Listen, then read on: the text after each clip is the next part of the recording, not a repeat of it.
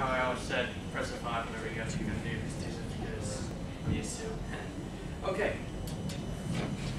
Last presentation I gave an informative speech on what open source software is and like basically telling you that it exists, that it's out there, and it's available. Today I will tell you why, or I will be trying to persuade you on why you must consider open source alternatives. So let me review. Open source software basically is software you can edit. That's great if you're a programmer. You're probably not programmers, but the last two are great for you guys. It's free and it's achieved possibly. Most of it has achieved commercial quality, meaning that it's just as good as Microsoft Office or Photoshop or 3ds Max, which are the three softwares that I'm going to be showing you the clones of. I will do this by demonstrating each of the software. OpenOffice, this program is called Impress. And I normally don't do animations. I'm doing them right now just to show you that it is just compatible and just as efficient, or you can do the same things in Impress as you can in PowerPoint. You can create slides, implement layouts just like PowerPoint. You can save it in PowerPoint formats. You can open it in Office PowerPoint, and you can also open PowerPoints in Impress. So it's a win-win. It's basically PowerPoint. It's just the open source version that you didn't have to pay for. Normal Microsoft Office would cost you around $200. I mean, you can get student deals, but you'd still be saving a lot of money. You can do animations, emphasis, and exits just like PowerPoint. There's a couple of emphases.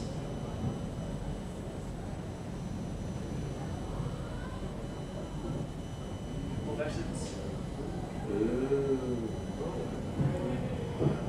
Not all of them are compatible with PowerPoint, but considering like you can just redefine the animations. The animations will show up if you open it in PowerPoint. You can just redefine them. They're already still there. You just need to redefine. GIMP is a Photoshop clone, sort of. You edit images with it in the same way you would Photoshop. It's not the same interface, but you can do the same kinds of stuff. I'm going to show you a couple of things you can do with GIMP, a couple of examples. By using one of the plugins, you can edit images to do many things. This is to demonstrate the power of this engine. And as you can see, this is the original image up here. It's been edited to you can do notepaper, plain dot, pastel, stamp. It's a very efficient script that can analyze the photo and rework it.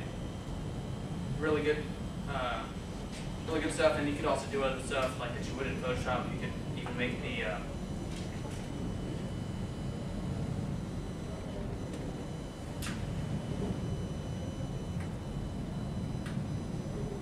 even make the polar bear standing on an ice cube. You can do anything that you can do with Photoshop. You can edit images, you can make them brighter, you can make them darker, you can sharpen them, you can compress them, you can save them in multiple formats. So it's just like Photoshop in that sense, except that it's free. CS5 costs around $400 now. A professional 3D animation technology, like Pixar and DreamWorks.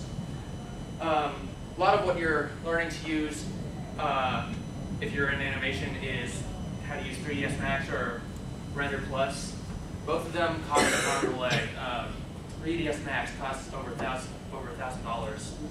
Blender is free software that can be just as useful, and an open source project was done to show the power of Blender, and I'm going to show it right now. It's like this because it's a compressed format. It's gonna re-render itself. I'm just going to show you a short clip to show you the power of this animation software.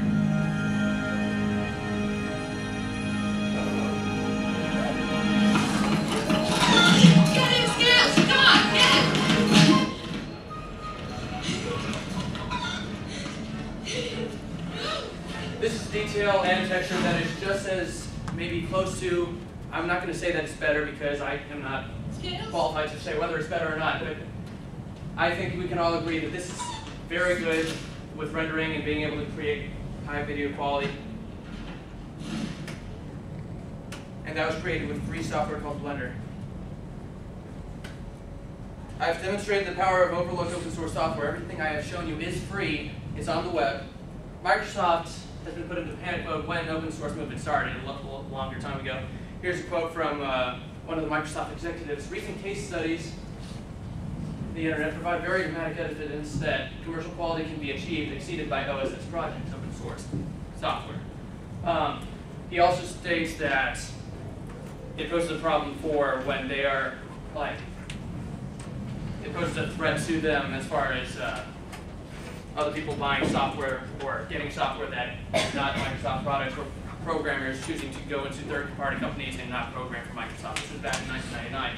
The threat is still very real today, and they still complain about open source. This is just a release document that I was able to get. What you should do as users, try it out. I mean, there's a lot. If you search OSS Win in Google, or you just search for open source software for Windows, open source software for Mac, chances are you're going to get a site with a huge list of links for all the open source software categorized, word processing, photo editing, media players. The media player I showed you was another open source media player that can run many formats. Firefox and Chrome, if you haven't tried them out yet, you should try downloading them. Those are also open source. Just search for them on Google. And that's my presentation.